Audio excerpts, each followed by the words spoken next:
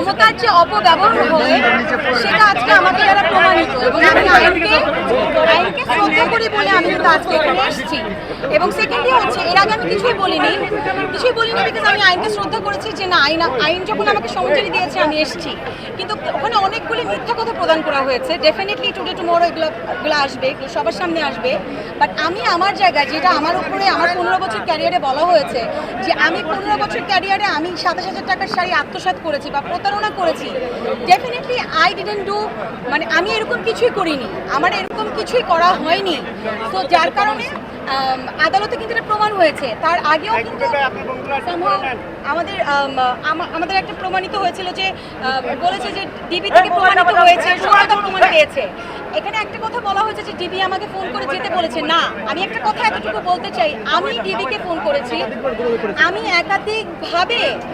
একাধিকবার আমি জিজ্ঞেস করেছি যে আমি কখন আসবো, আমরা কখন এটা নিয়ে বসতে পারি, এবং আমি বলি লিগ্যাল নোটিসের পরে কোনো অ্যান্সার করিনি। আমার কাছে প্রমাণ আছে, আমি তাকে ফোন করেছি। এবং আমি বলতে চাই যে আমার নামে মামলা করেছে আমি তাকে চিনি না।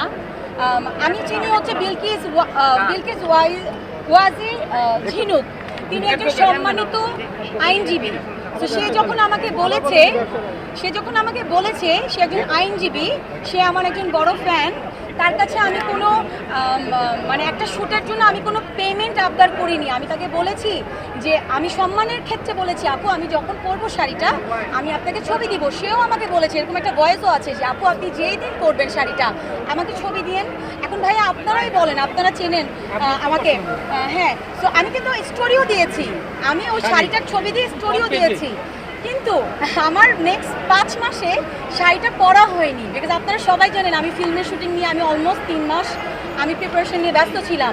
তো ওই ক্ষেত্রে আমাকে ফোন করে যোগাযোগ করতে পারতো, বাট আমাকে সে হ্যারাস করার জন্য আমাকে ডিরেক্টলি নেগেটিভ মার্কেটিং করেছে। এবং আমাকে যে লিগ্যাল নোটিস পাঠিয়েছে, আমি লিগ্যাল নোটিসটা আগে পাইনি, আমি আগে সোশ্যাল মিডিয়াতে দেখতে পেরেছি যে আমি নাকি প্রতারণা করেছি।